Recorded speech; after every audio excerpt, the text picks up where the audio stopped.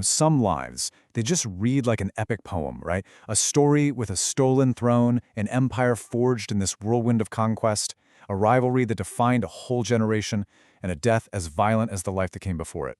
Well, today, we're diving into the absolutely incredible story of Pulakeshin II. So let's just jump right into the middle of the action with this incredible line from a stone inscription of the time. It so poetically describes the moment one of the most powerful rulers in Indian history was just utterly defeated. Get this, his name, Harsha, literally means mirth or joy. And the inscription says, on that day, all of it just melted away in fear. Wow. And look, the Harsha from that inscription, he wasn't just some local king. We were talking about Emperor Harshavardhana, a total colossus of his time. His empire stretched all across northern India, and he'd spent years marching his armies from east to west, basically crushing anyone in his path. I mean, by all accounts, the guy was just unstoppable. So that really brings us to the big question, doesn't it?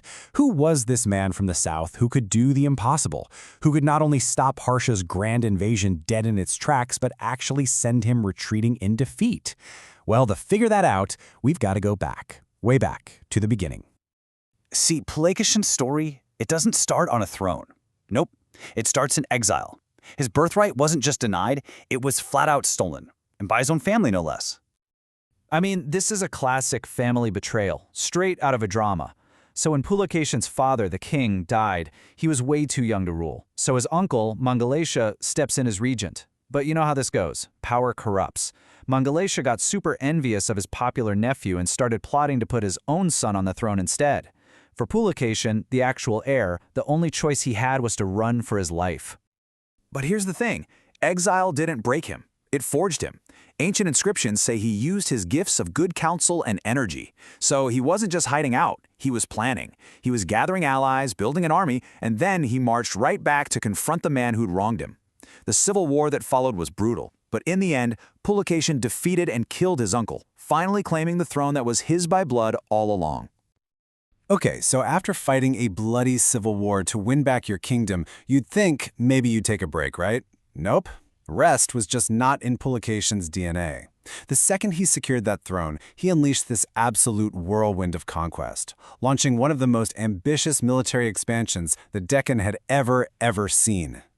And the speed of his campaigns was just astonishing. I mean, just look at this timeline. Within only 6 years of taking power, bam, he'd secured his entire southern flank. Just a few years after that, he pulls off that legendary victory against Emperor Harsha up in the north. And by 631, he stormed the eastern coast, conquering powerful dynasties. It was just relentless.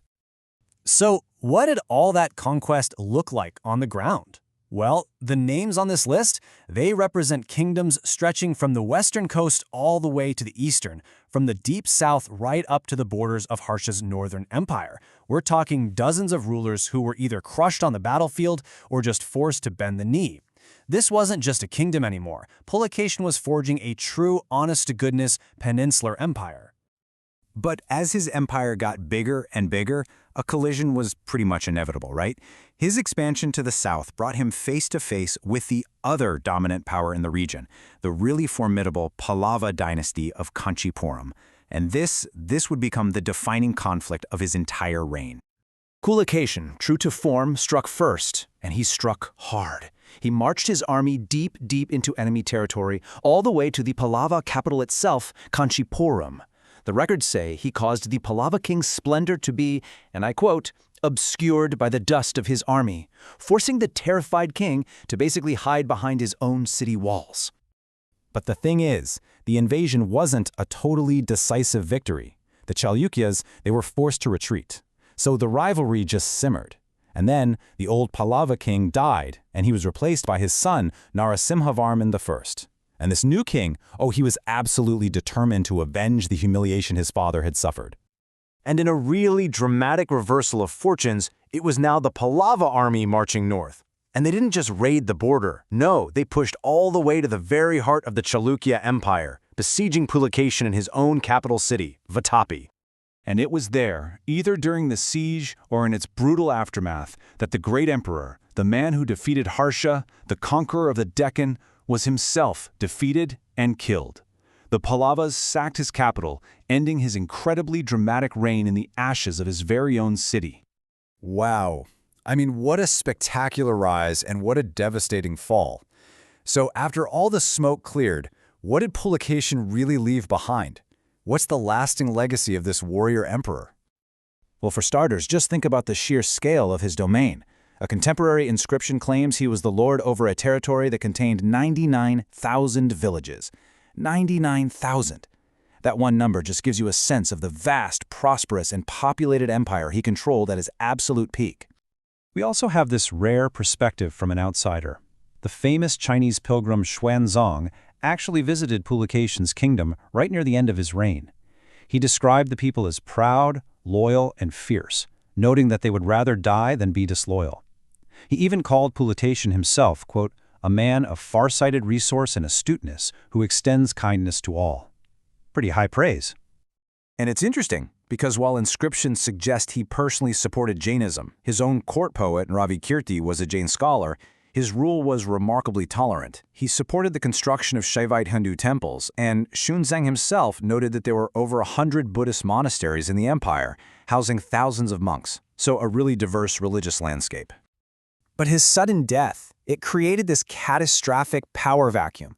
I mean, with the capital occupied by the Pallavas and his own sons fighting each other for whatever was left, the mighty empire he had built so quickly just collapsed into chaos. It would take 13 long, hard years of civil war and instability before one of his sons could finally piece the kingdom back together again. Which kind of leaves us with this final, thought-provoking question, right? Pulication's relentless ambition. It took him from being an exiled prince to the undisputed lord of the Deccan. It let him defeat emperors and forge an entire empire. But that same exact ambition also drove him into a final, fatal conflict that cost him his life and nearly destroyed everything he'd built. So was the very thing that made him great also the cause of his ultimate undoing? Something to think about.